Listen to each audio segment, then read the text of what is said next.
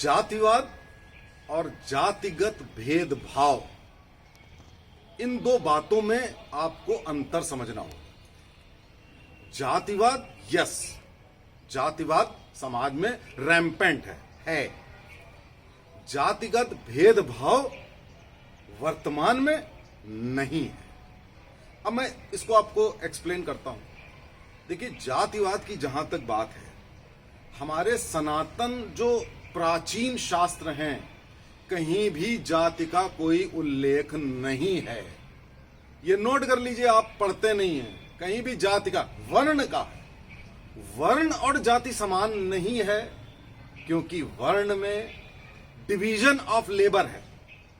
जैसे आप कहीं जाते हैं ना, एक आदमी कुछ कर रहा है, एक आदमी कुछ कर रहा है, एक आदमी, ऐसा डिवीजन ऑफ लेबर। एक व्यक्ति के 4 पुत्र होते थे। एक पुत्र को वो पढ़ाता था शास्त्र, वो ब्राह्मण कह देता था। एक पुत्र से कहता था शास्त्र, शस्त्र की आप पूजा करिए, सुरक्षा करिए, वो क्षत्रिय हो जाता था। एक से कहता था लेखा जोखा करिए, तो लेखा जोखा वो वैश्य कह देता था। एक से कहता था कि आप खेती बाड़ी बाकी सब काम करिए, वो शूद्र हो जाता था। यानी एक ही पिता के 4 पुत्र, 4 वर्ण। It was division of labour. तो आपको ये समझना होगा कि वर्ण प्रथा बड़ी साइंटिफिक थी। और एक बात और थी, एक वर्ण से दूसरे वर्ण में जा सकते हो बड़े आराम से। आपके ऋषियों के एग्जाम्पल हैं, ऋषि वेद व्यास, वाल्मीकि, दधीची, ये सब शूद्र वर्ण में थे, लेकिन इन्होंने शास्त्र पढ़कर ये ऋषि हो गए, ब्राह्मण हो गए। और शायद इसके उल्टे भी एग्जाम्पल हैं कि जो पहले पढ़ते थे, बाद में वो शूद्र वाले वर्ण में कन्वर्ट हो गए। तो कहने का मतलब वो इंटरचेंजेबल था। आपने प्राचीन युग में किसी भी राजा या प्रजा, किसी के नाम के आगे आपने आजकल वाले सरनेम कभी देखे हैं? पहले आप इस बात का जवाब दें। कभी नहीं देखा होगा। कोई सरनेम आपने, ये शुक्ला, मिश्रा, तिवारी, पांडे, यादव, आपने कोई सरनेम नहीं देखा होगा। कौटिल्य ब्राह्मण थे, उनके नाम के आगे कहीं कोई सरनेम आजकल वाला था। आदि शंकराचार्य ब्राह्मण थे, कभी आज वाला सरनेम था। ऐसा ही आपको हर वर्ण के लोग मिलेंगे। भगवानों का एग्जाम्पल देख लीजिए। भगवान रामचंद्र क्षत्रिय थे, कोई सरनेम आपको क्षत्रिय वाला दिखा? कृष्ण जी यदुवंशी थे, क्या आपको उनके नाम के आगे यादव या कोई सरनेम दिखा? ऐसे जितने भी भगवान, राजा, प्रजा, महापुरुष, किसी के नाम के आगे जो आजकल जाति सूचक सरनेम है, कभी भी नहीं थे। मात्र 300 साल पहले से ये जातिवाद आ गया। मात्र 300 साल पहले, ज्यादा पुराना नहीं। आप सोचिए कि जब आपका, यहां तक कि जो फ्रीडम स्ट्रगल हुआ, जो आपका आजादी की लड़ाई जो 150 साल पुराने, तब तक जाति बहुत ज्यादा प्रिवेलेंट नहीं थी, जातिवाद नहीं प्रिवेलेंट। अब आप बताइए कि बाबर के युग में, बाबर के युग तक किसी के भी नाम के आगे कोई, अब तुलसीदास थे, तुलसीदास के आगे, तुलसीदास जी ने रामायण लिखी, उनका सरनेम क्या था बताइए आप मुझे? कहीं कोई आजकल की जाति वाला सरनेम था? नहीं था। लेकिन वर्ण ब्राह्मण था, क्योंकि शास्त्र का काम कर रहे हैं, वर्ण तो होना ही है ब्राह्मण। तो कहने का तात्पर्य यह है कि ये जो जातिवाद है, जाति का जो है, 300 साल पहले जब आपके आक्रांता आ गए, तो क्या हुआ, इन वर्ण वालों ने छोटे छोटे गुट बना लिए और उनकी जातियों का नाम लिख लिया, रख लिया, और अपने को इन आक्रांताओं, मुगल आक्रांताओं, अंग्रेजों सबसे बचाने के लिए उन्होंने अपने अपने गुट बना लिए। और देखिए, उससे बचे भी ये लोग, ऐसा नहीं है कि बचे नहीं, बचे भी है। अब लेकिन उसकी बुराई क्या हुई कि अब ये सब आपस में एक दूसरे के दुश्मन हो गए, भेदभाव करने लगे। थोड़ा बहुत भेदभाव हुआ, ऐसा नहीं, मैं कहता, इनकार नहीं करता कि भेदभाव नहीं हुआ, थोड़ा बहुत हुआ। लेकिन उसके बाद जब देश आजाद हो गया, तो इसके करेक्टिव मेजर्स लिए, कानून बनाए गए, और कानून के अलावा भी सामाजिक जागरूकता हुई, भेदभाव खत्म हो गया। आज वर्तमान में, अब हम जातिगत भेदभाव की बात आपसे चर्चा करें, आप सड़क पर बताशे खाते हैं पानी के, आज तक आप में से किसी ने भी बताशे खिलाने वाले की जाति पूछी? किसी ने भी रेस्टोरेंट में वो जो आता है वेटर, उसकी जाति पूछी? शादी ब्याहों में वेटर होता है, उसकी जाति पूछी? आपके घर में कोई काम करता है, आप जाति जानते ही नहीं।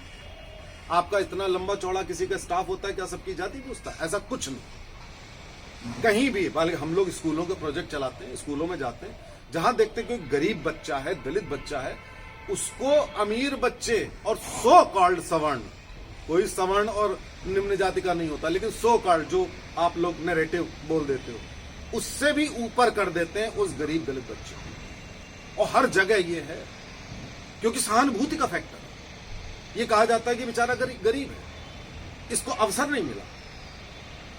युग बदल चुका है, आज वर्तमान में ऐसा हो ही नहीं रहा।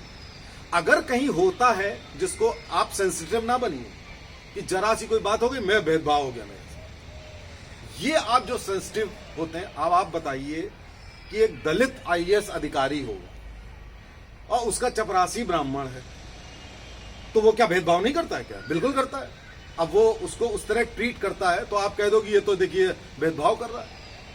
अब अगर इसका उल्टा हो जाए कि ब्राह्मण आईएएस अधिकारी हो और दलित पीएन हो, तो आप कह दोगे भेदभाव कर रहा है। इतना सेंसिटिव मत बनिए।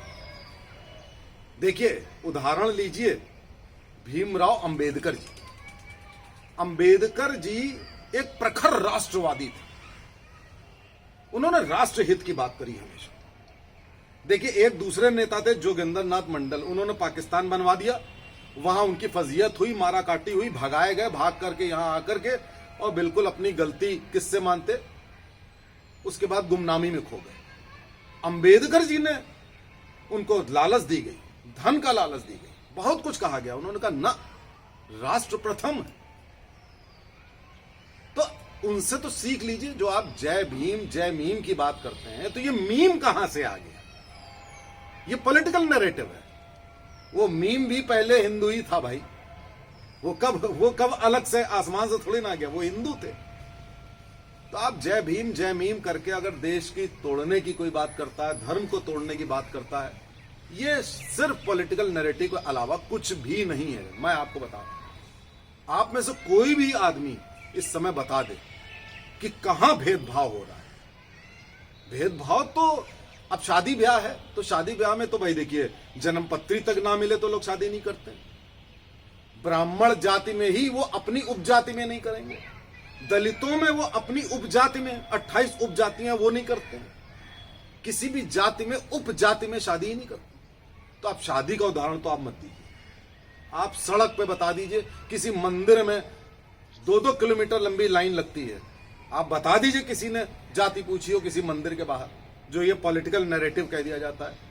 हिंदुस्तान के किसी भी मंदिर में अगर जाति पूछी जाती हो आज के तारीख में, आप मुझे बता दीजिए, मैं उसको मुंह मांगा इनाम दूंगा। तो इस पॉलिटिकल नैरेटिव में ना पड़िए।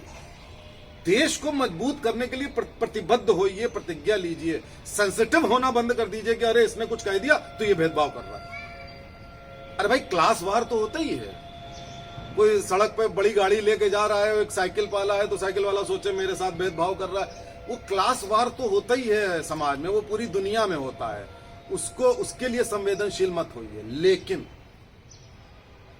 एक प्रतिज्ञा ठान लीजिए मन में कि आप देश को और धर्म को नहीं तोड़ेंगे, आप हिंदुस्तानी सभ्यता का विनाश नहीं होने देंगे। क्योंकि लोग इस कोशिश में लगे हुए हैं कि आपको अलग करो, और आप ये कहिए कि हम अलग नहीं होंगे, हमें देश और धर्म को और देश को मजबूत करना है। और आप अगर शाइन करेंगे, आप में से अगर ज्यादातर लोग अंबेडकर जी की तरह अगर बनेंगे, शाइन करेंगे, बढ़िया बढ़िया काम करेंगे, बुद्धिमत्ता काम करेंगे, आपकी सब लोग इज्जत करेंगे, सम्मान करेंगे। इसलिए पॉलिटिकल नैरेटिव में ना पड़ के अपने को बदलिए।